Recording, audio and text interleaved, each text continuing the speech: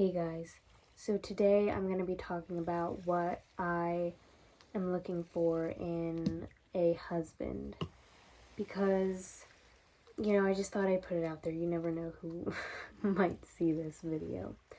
And in this video, you really won't find me saying anything like make six-figure salary or is over 6 feet tall. Not because those things aren't good. I mean, if a 6 foot tall guy who had a yearly income of 300K, wanted to talk to me, I would definitely not deny him. But I just feel like, at this point it's redundant. Like, we all know the kind of basic things that women generally like. So I feel no need to kind of talk about the more talked about things. I'm going to be talking about things that are a bit more specific to me. Some of these are requirements, but some of these are more of preferences. And I have them written down, and I'll probably kind of like go off on little tangents here and there, but I have 10 main like bullets to go through. And they're not in order of importance, they're just in whatever order I thought of them when I was writing them down. So the first thing I wrote is that I like long hair, but mostly just like interesting hair, and I'll get into what that means. But like long hair on a guy, there's such a range of what length is considered long on a guy, because a guy could have hair that's just like kind of overgrown from a regular haircut to down to his waist, and both of those and everything in between could be considered long hair. I think it just shows like character. It shows a little bit of like ruggedness. Like, different lengths mean different things. If it's just kind of overgrown and a little shaggy, then I feel like that shows just like kind of a laid back type of vibe. Like, they're not on top of getting their hair cut. They're just like, yeah, it'll just let it grow out. It's fine. And then like the kind of like in the middle, like kind of like from like ear length to like here, it's kind of more like rugged, I would say. And then anything past here is like fairy tale prince level long hair. Granted that it's kept up well. I will not sacrifice hygiene for length. Like, if your hair's long and greasy, we're gonna have a problem. And then kind of in the reverse of that, like a buzz cut, I feel like is good, just because I know it might sound weird to say that I want long hair, but also a buzz cut is good. But I think just those two kind of extremes are more interesting. What I don't want is like the broccoli cut. I don't want basic haircuts where it's like the shaved on the side and the long on top, and I don't like it.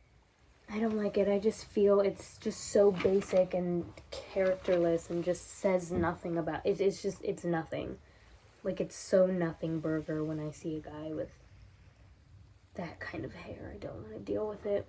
But a buzz cut, I feel like, also tells me kind of like that maybe you don't have time to take care of your hair, but that instead of just letting it grow out and get greasy, that you're proactive and you're just shaving it off. Like, you're just like utilitarian about it. And I think that just shows initiative and common sense. If you have the time to take care of your hair, make it long and shiny. But if you're more utilitarian and don't have the time for all that, just shave it off. Don't let it get long and greasy and horrific. That's the last thing I want. Okay, so the next thing I put is no bad boys.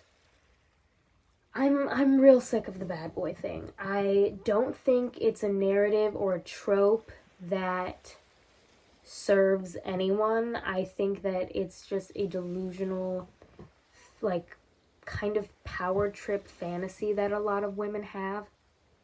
It's such a popular narrative, though. I mean, think of like Twilight. It's Beauty and the Beast. Like, it's like the kind of meek milquetoast woman is taming the beast. That's a very common female fantasy. However, I don't think it's really innate within a woman to want to tame a man. I truly think, like, deep down, women kind of want the opposite. So that's why I put no bad boys, because I don't believe that men are the ones who need to be tamed and like chased in a way. I don't like that philosophy of like you as a woman can just be kind of boring or like good and like get this really hot and rugged guy. It's just unrealistic. I mean, like, I get that it's a fantasy, and if that's like your little fantasy, then that's fine. But I feel like really, if for a relationship to work between a man and a woman, I think that the man has to be the boring one, for lack of a better word, and the woman should be the force of nature. Like, I feel like a male-female dynamic that really works is that a man is kind of like standing outside and like trying to catch lightning in a jar, and the woman is the lightning in a jar. So not that I feel like I'm bad and like guys should want like a bad girl, but just a girl who is like kind of free and a bit perplexing to them. I just feel like it's very against my nature and like the nature of most women. I feel like the reason that maybe some women want to get into this like idea of Beauty and the Beast of like he's kind of a monster but he has a soft spot for me and I civilized him. I feel like deep down it's because they want to believe that they're not crazy and that they are the civilized one that can tame the beast. But deep down, I think it just comes from a fear that we are crazy, and instead of like suppressing that and trying to civilize the man, we just need to let ourselves be crazy and be like free, wild women, and just let the man see that and be like, oh, and be interested. Just the whole bad boy thing, I don't like bad boys. I like guys who are very normal and sweet. I want a guy who's just very sweet, not like wild and not like totally boring, but I don't want a bad boy who like gets into fights and drives motorcycles. That's just too much. If you're a girl watching this and you want a bad boy, you need to become the bad boy you want to date. That's what this really is. Go get a motorcycle, put on a leather jacket, drive it, and start bar fights, because that's clearly what you want to do. And then let a man see that. I don't know if a man would be attracted to you if you're starting bar fights, but you know what I mean. I think this like desire to tame the wild beast, the bad boy, is really just like you warring with that craziness in yourself, and you just need to embrace it. So that's why I say no bad boys for me, and why I think all women should give up on this whole bad boy thing and just become the bad boy girl. You know what I mean? Because I am a kind of person who is a bit all over the place, I need a man who's more singularly minded and focused, a bit one-track minded. If you know anything about Myers-Briggs personality type, I have high extroverted intuition, so NE. And because of that, I kind of have a multiple track mind. I feel like I can have so many good ideas and start so many things, but the follow through is where I struggle. I need someone who's maybe doesn't have as many ideas as me, but has just a focus, like can see something through, so that he can like kind of direct me in a way. Not like in a way where he's bossing me around, but to where like we can kind of come and even each other out, to where I have these ideas and I have this creativity, and he's like finding the right avenues for it and like reminding me to have follow through. So I think in Myers-Briggs that would be introverted intuition, so NI. So INTJs, ENTJs, INFJs, and ENFJs all are very strong in this. So I guess someone with that personality type. So just someone who's direct and just like when they start something they finish it, because I also feel like that can speak to like a loyalty. Obviously not saying that if you are scatterbrained that you're necessarily also have a wandering eye in relationships, because I am scatterbrained, but I definitely, if I like someone, I am not looking anywhere else, like truly. But I think it just shows like a good sense of focus, and they probably also have a strong sense of self. Oh, this one is a little bit more ridiculous, but I don't want a guy who is like a strictly black coffee type of person. I feel that a good man should enjoy a little bit of a milky latte. You know what I mean? And here's the thing. He can have a frappuccino, I just don't want to see it. Like, if you're gonna get like a little girly frou-frou drink, totally fine. Just don't do it around me. But also don't do like an iced black coffee. Like, I just feel like those are two like so extremes. And I feel like a man who is like, I only drink black coffee, is like overcompensating for his masculinity a bit. You know, I feel like, honestly, I feel like the most like man, like a guy's guy who are like frat boys or whatever, I feel like they go into Starbucks and order like frappuccinos. Like, I feel like the people who order a vanilla bean frappuccino are either literally 11-year-old girls or like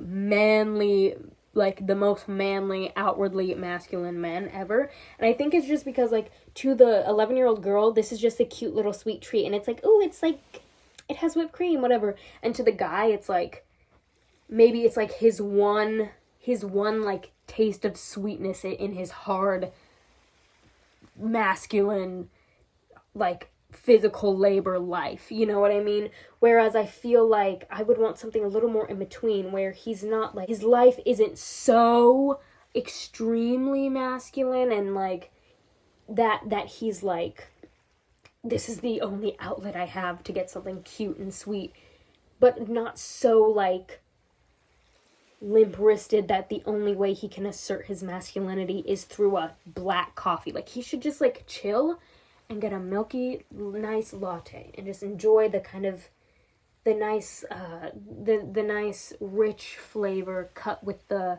creaminess of the milk. He should just really enjoy that, because I feel like I feel like that shows a good balance of personality. But yeah, no, he can get like a girly drink too, just kind of I don't want to see it. Oh, here's another dietary restriction I'll have on my husband. No Chipotle. I personally used to love Chipotle. Used to love it. I was like, oh, it's great. Until you realize that you can just go to the grocery store, get all the ingredients for whatever you put in your Chipotle bowl, and make it, and like, pound for pound, it would be less than going and getting a stupid $15 bowl. Like, just get a big pack of rice, get chicken, get an avocado or guacamole, get like the beans, get like all those ingredients will last you so much longer. Like, you can make like 15 Chipotle bowls for like much less overall. So I just think like if he's like not realizing that, then he's not like aligned with me in that like financial way. That it just like, also the whole idea, it's not just Chipotle.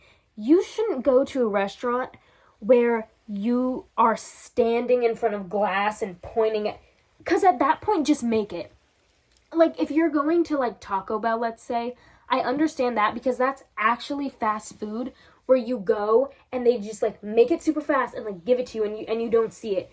If you are like directing each and every ingredient, it just shows like it's just an intersection of the worst things, because it shows that you're apparently too lazy to cook, but also still so like uppity that you still think that you should be able to control every single thing that gets put. Like, if you want to control everything that gets put into your food, make your own food. And if you just want something quick, go get actual fast food like Burger King or something, or Taco Bell. I don't understand. It's just a horrible intersection that just, I think, really creates like a kind of self-centeredness, a self-importance, that it's like, well, I shouldn't have to cook, but also I want, and it's like, just make your own food. Anyways, yeah, I think like Chipotle is kind of like a cover for something else. Like, I think like I like Chipotle could be like extrapolated to mean like I have like a mother problem or something. Oh, don't even get me started on the people who film Chipotle workers to put I'm sorry, get your own oh, I'm gonna film you to make sure, hey, I know you're a minimum wage worker and you're just doing your job, but I'm gonna film you to make sure you put more beans on. Get your own goddamn beans. go to the store, get a can of black beans, put it on your own rice. Not that difficult, not expensive. And this one is really this one is really just more of a difference and a misalignment. I don't like have any kind of malice towards these type of men, but I personally don't want to be with a boob guy. I just feel I don't have what they want, and I just feel like there's like a yes, being a boob guy is literally about liking boobs, like visually, obviously, but I do also think there's kind of a philosophy there that a boob guy has that isn't necessarily bad or wrong, but it's just like not aligned with my life, my philosophy, my mindset, or my appearance, clearly. So, yeah, no boob guys. Boob guys can be great, nothing wrong with them, but just, I don't see why they would want anything to do with me. So I don't want someone who is a performer in any way, is what I'm finding. I can definitely be friends with guys who do theater or into comedy or into social media, because I feel like that's very similar to me, because I also did theater in high school. I am pretty comfortable and usually have fun performing and posting and things like that. However, I feel like I don't want to be in a relationship with someone like that. Kind of going along with what I said about just being complementary instead of the same, or instead of completely opposite.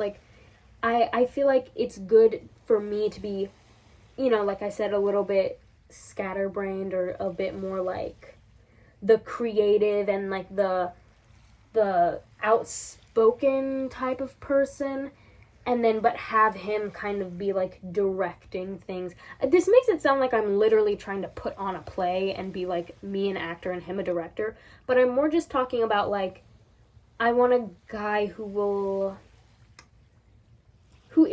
can socialize but isn't the star of every room. Not that I think I need to be the star of every conversation or anything, because most of the time I'm just not, but just I feel like that can be a little much to be in a relationship with someone who just has to have so much attention. Back to something a little more shallow-ish, I guess. If he wears glasses, I want them to be rectangular, almost office siren glasses. He should not be wearing round Harry Potter glasses. He shouldn't be wearing those 70s type. I don't like that. It's just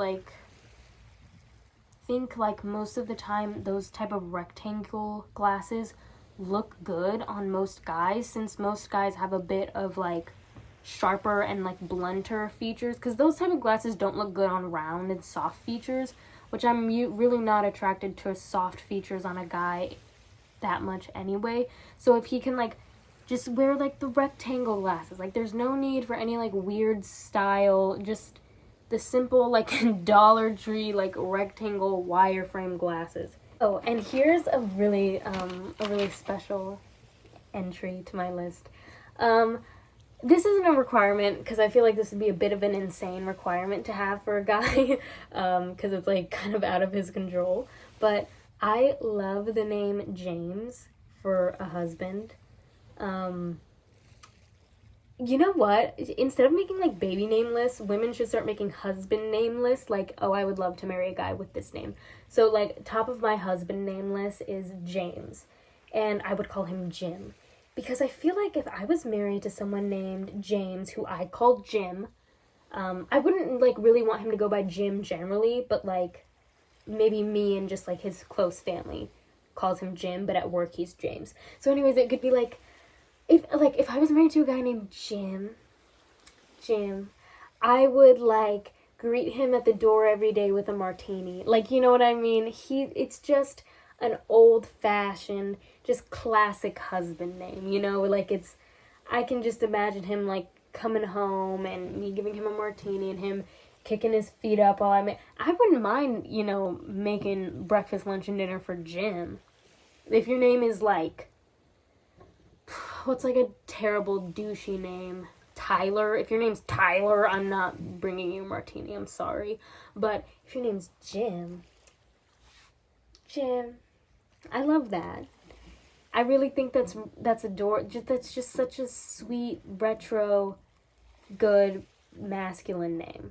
So I love James slash Jim. Another thing, which also is kind of out of his control, so I don't know if I would make it like a hard requirement, but more of a preference. I would like an eldest son. I don't think, I'm the oldest daughter of 3, so I want someone else who's also the oldest in their family. Birth order is different with boys and girls, and depending on how many boys are in your family versus girls, because like the oldest of 3 boys is going to be different than the oldest who has like 3 younger sisters, or the oldest boy of 1 younger brother. Like, it depends on how many siblings and what gender, because that plays into the dynamic as well. But I really think I would like to be with someone who's the oldest son, just because I think we would just go together. Like, I wouldn't have to explain the feeling of being the oldest.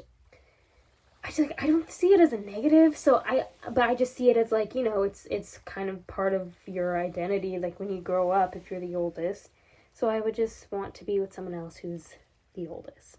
Okay, so that's my husband list. I tried to keep it not super serious. I have like other things I would like in a husband that are more like serious, that are more about kind of like cultural, religious upbringing, but I didn't think that would be very funny, so I tried to make mine like more interesting and unique and unexpected.